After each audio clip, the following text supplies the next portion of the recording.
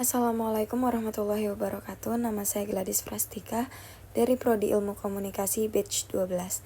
Nah, hari ini saya akan menganalisis Tempo Group itu melalui kacamata bisnis. Nah, menurut saya yang pertama itu pastinya Tempo Group itu selalu menjaga reputasi dan juga independen di era digital. Nah, saya akan mengupas bagaimana Tempo Group itu membangun dan juga mempertahankan reputasinya sebagai grup media independen di Indonesia. Nah, gimana sih, Cak? Nah, saya akan membahas siapa itu Tempo Group.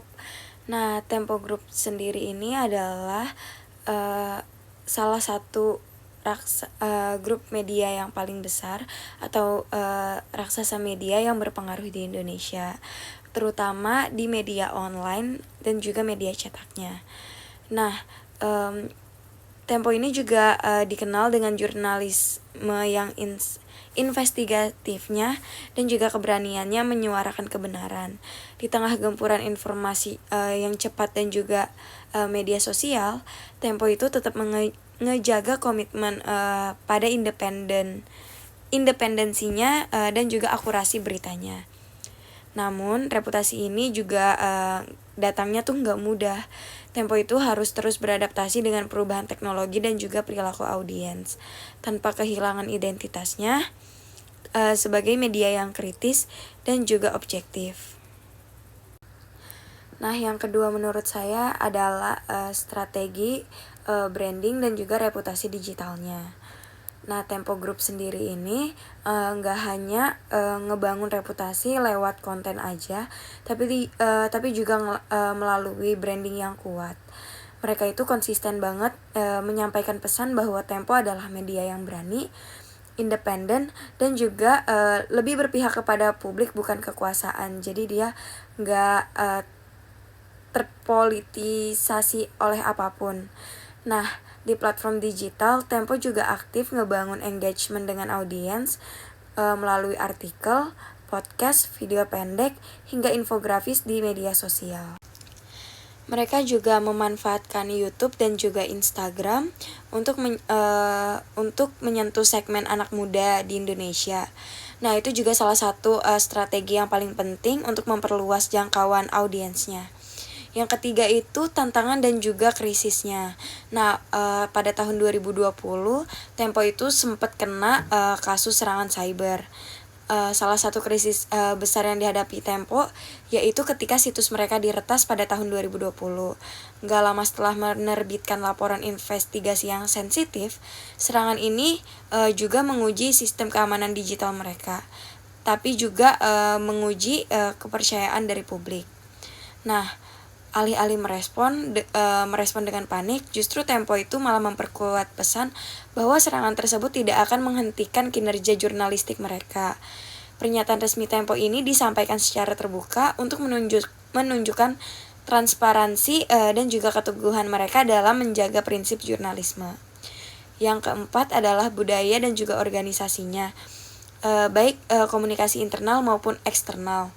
Nah, di balik keberanian Tempo ini pastinya ada budaya organisasi yang kuat. Nilai-nilai seperti integritas, kebebasan berpendapat, dan juga tanggung jawab sosial yang ditanamkan dalam setiap proses redaksi. Komunikasi internal di Tempo ini bersifat terbuka dan juga kolaboratif. Tim redaksi ini diberi ruang untuk berdiskusi, berdebat, dan juga mempertahankan opini selama itu berdasarkan pada fakta. Budaya ini yang ngebuat Tempo itu mampu menghasilkan jurnalisme yang tajam dan juga berani. Nah, selanjutnya juga ada peranan publik dan juga audiens. Nah, Tempo juga selalu memperhatikan suara dari publik, dari para audiensnya. Mereka juga aktif ngebangun komunitas pembaca kritis melalui forum, webinar, dan juga ruang diskusi online. Dengan cara ini, Tempo itu nggak cuma jadi penyampai informasi aja, tapi juga jadi fasilitator dialog untuk publik. Kepercayaan audiens terhadap Tempo ini dibangun dari kedekatan dan bukan hanya karena isi beritanya aja, tapi juga mereka ngerasa kalau misalkan mereka itu dilibatkan. Selanjutnya juga ada konsistensi nilai dan juga harapan ke depannya. Konsistensi Tempo dalam menjalankan nilai-nilainya itu menjadi faktor utama berkelanjutan bagi merek dan juga branding mereka. Dalam setiap produk dan juga konten, kita bisa ngelihat prinsip bahwa jurnalismenya tetap terjaga, check and recheck, cover both sides-nya juga bagus, dan juga keberanian mengungkapkan fakta. Nah, Tempo Group itu juga perlu mengembangkan inovasi di bidang digital tanpa meninggalkan akar nilai-nilai yang sudah mereka tanamkan sejak awal. Karena di tengah banjirnya informasi yang membingungkan, Tempo itu menjadi jangkar kepercayaan bagi para audiensnya. Konsistensi Tempo dalam menjalankan nilai-nilainya menjadi fondasi yang kuat dalam membangun kepercayaan publik. Dalam setiap produk jurnalistiknya, baik itu berita cetak, digital, video, maupun podcast, kita juga bisa merasakan benang merah dari prinsip jurnalisme yang mereka pegang teguh. Check and recheck, cover both sides, dan juga yang paling penting adalah keberanian untuk mengungkapkan kebenaran meskipun itu berarti menghadapi tekanan ataupun risiko dari pihak-pihak yang kurang senang.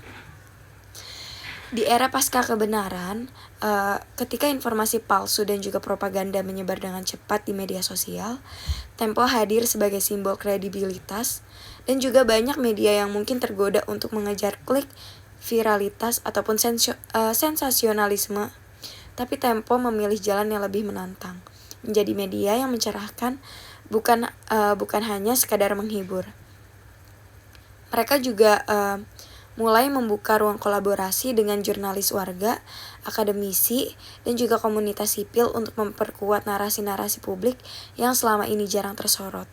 Hal ini juga memperlihatkan bahwa Tempo tidak hanya ingin menjadi penyampai berita, tetapi juga ingin menjadi bagian dari gerakan sosial yang lebih luas, yaitu gerakan untuk mencerdaskan bangsa.